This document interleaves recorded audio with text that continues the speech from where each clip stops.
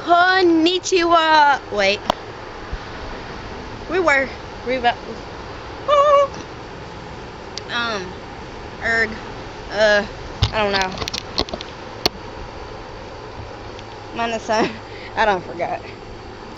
Hola amigos. Manasan konnichiwa. That was hello friends in Spanish and Japanese.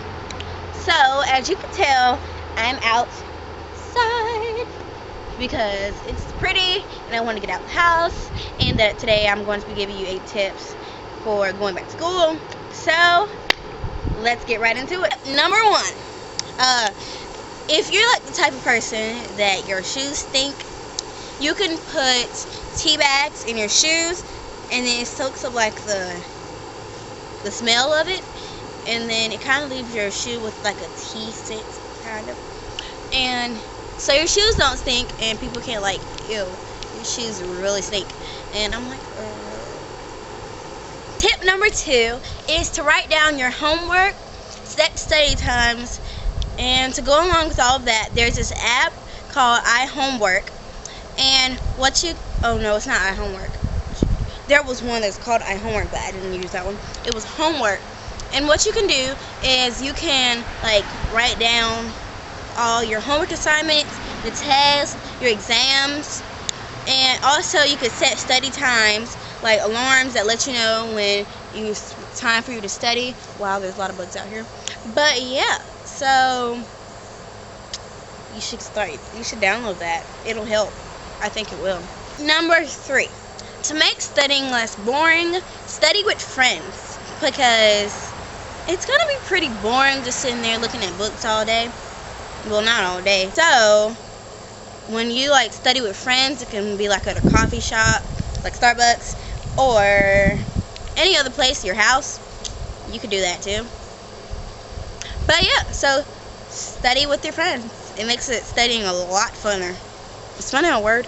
Tip number 4, keep your book bag organized, because I know sometimes it happens to me a lot when I'm sitting there in my book bag and I'm just like looking for all my stuff when I need it, and then when I can't find it, it's just so aggravating. And sometimes you can figure out that you left it at home, so that like usually makes you get out like a piece of paper, and sometimes you don't even have that. Where I go, they have this silent lunch, and sometimes if you're not prepared, then you have to sit at silent lunch.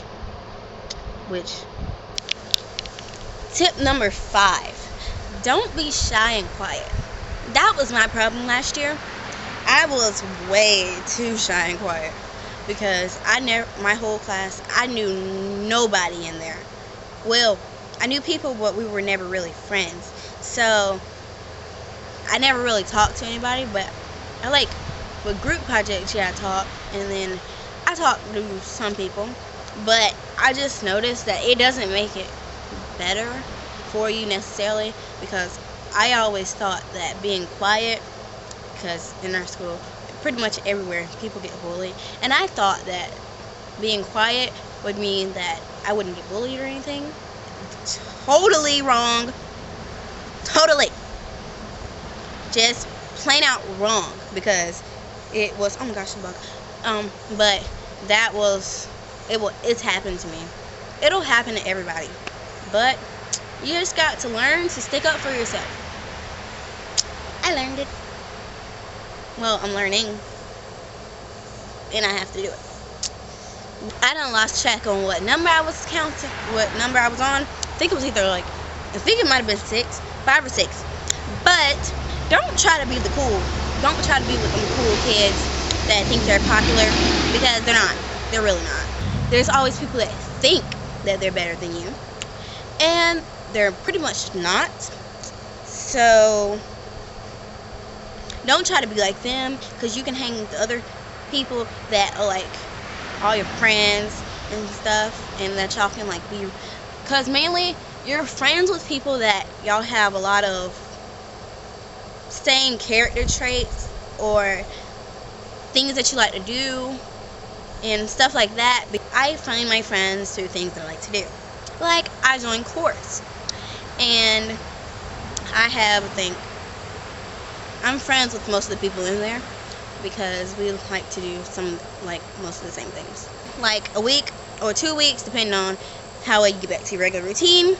If you have to get up early for school, which I'm pretty sure you do, then you can start waking up early so that you don't have to, when you get to the first day of school and then you're like, ugh, I don't want to get up.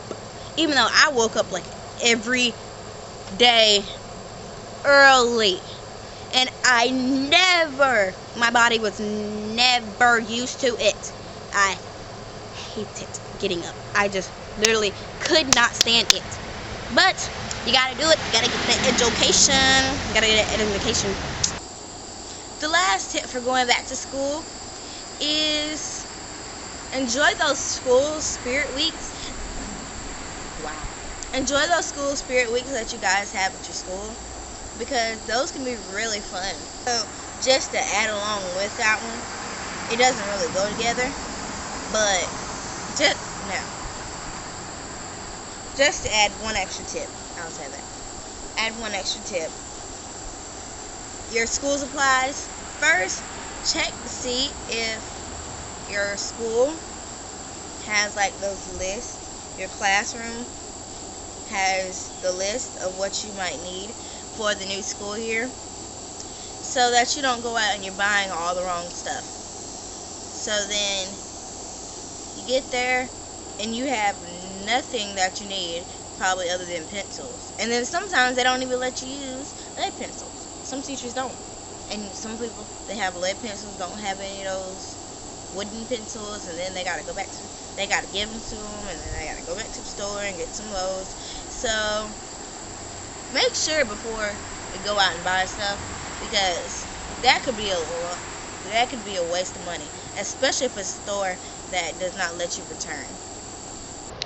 Those were my 8 tips for going back to school, so that you can get prepared. That's one of the worst things. I can't stand it, because they make school so boring. They made it a lot funner. Keep saying funner. They made it less boring, where the teachers sit there and talk the whole time, or always give you papers. Then maybe it wouldn't be, more kids would like school. Try to make this year the best year of your life. Well, not this year. Well, yes, make every year the best year of your life. And I will see you in my next video. Bye.